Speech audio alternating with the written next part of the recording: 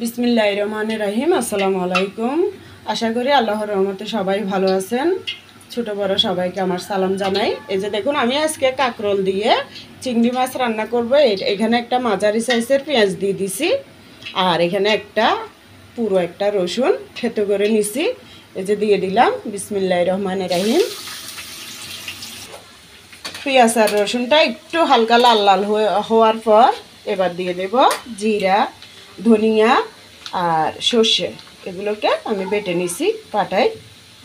এই যে দিয়ে দেব 1 চামচ আন্দাজ জিরা, ধনিয়া আর সর্ষে, হলুদ সর্ষেগুলো। এটা 4 চামচে, তেমন ছোটও না তেমন বড়ও না।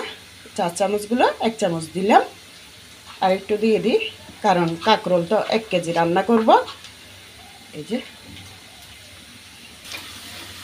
জিরা, ধনিয়া আর সর্ষে বাটা দেওয়ার পরে আবার একটু ভেজে নিলাম, কারণ এগুলো আমি টালার পর বাটি নাই, টালা ছাড়া বাটছি। তাই এবার দিয়ে দেবো একটু পানি। এটা মশলা দিছি যে ওই চামচটা ধুয়ে পানিটা দিলাম। আর এখানে দিয়ে দেব 1.5 চামচ মরিচের গুঁড়ি, 1.5 চামচ হলুদের গুঁড়ি আর 1.5 চামচ লবণ। 1 কেজি কাঁকরোলের জন্য এতটুকু দিলাম। মরিচগুলো ঝাল, তাই আমি 1.5 চামচ দিয়েছি। যদি মিষ্টি মরিচ হয় তাহলে 2 চামচও দিতে পারেন। এই যে দিয়ে দিলাম। এরপরে এখানে কাঁচামরিচ বাটাও দেব। এই যে কাঁচামরিচটাও দিয়ে দিলাম। কাঁচামরিচও এই 4 চামচে আপনার 1.5 চামচ আনতেছে হবে। 1.5 চামচ হবে না, এগুলো তো পানির মতোই। উঁচু করে 1 চামচই হবে। এই যে এবার একটু নেড়ে নেব, কিছুক্ষণ কষিয়ে নেব মশলাগুলো। এই যে সব মশলাগুলো একসাথে 1 মিনিটের মতো কষিয়ে নিলাম। এবার দিয়ে দেব আবার একটু পানি।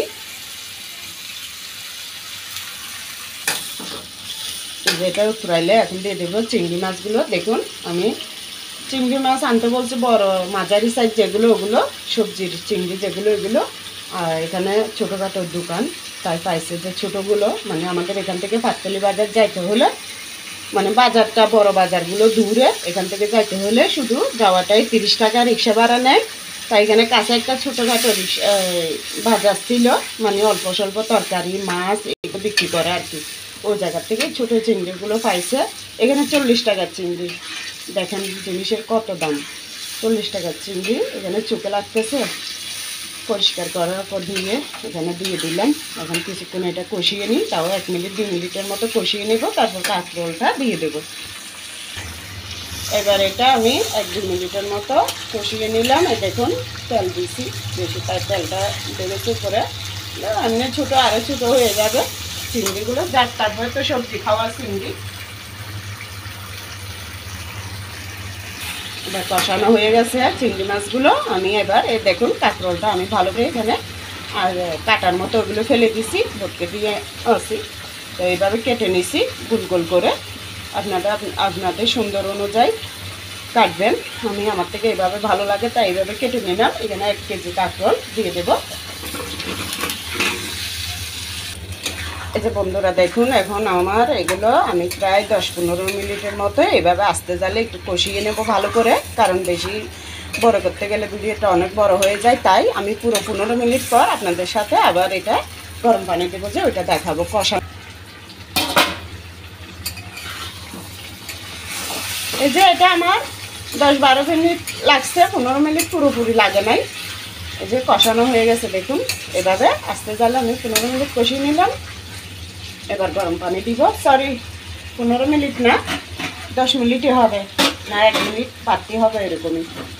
পুরোপুরি 15 মিনিট লাগে নাই। এই যে দিয়ে দেবো এখন গরম পানি।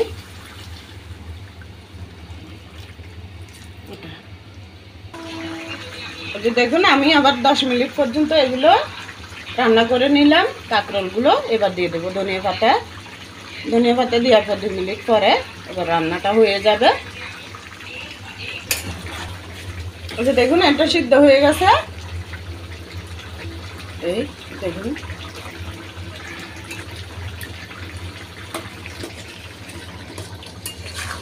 এভাবে আমার রান্নাগুলো যদি আপনাদের ভালো লাগে তাইলে আমার পাশে থাকবেন, একটা লাইক দিবেন, মনটা খুশি লাগবে। আর যদি বেশি ভালো লাগে সাবস্ক্রাইব করে বেল আইকনটা টিপ দেবেন, যাতে আমার এই রান্নাগুলো, সাধারণ রান্নাগুলো আপনাদের কাছে পৌঁছাতে পারি। আর আমাকে কমেন্টে জানাবেন আমার রান্নাগুলো আপনাদের কেমন লাগে। জানি না আপনাদের আমার রান্নাটা ভালো লাগে কি না। যদি ভালো লাগে আমার জন্য দোয়া করবেন, আমার পাশে থাকবেন। রান্নায় লাইক কমেন্ট সাবস্ক্রাইব করে উৎসাহ জাগাবেন, যাতে ভালো ভালো রান্না ছাড়তে পারি আপনাদের দেখানোর জন্য। তো ভালো থাকবেন সবাই। আল্লাহ হাফেজ, আসসালামু আলাইকুম। আমি আর ঝুলটা শুকাবো না, এটা দেখুন সামান্য একটু ঝুল, তেমন ঝুল নাই। আপনারা যেভাবে ঝুল খান ওভাবেই রাখবেন। আল্লাহ হাফেজ।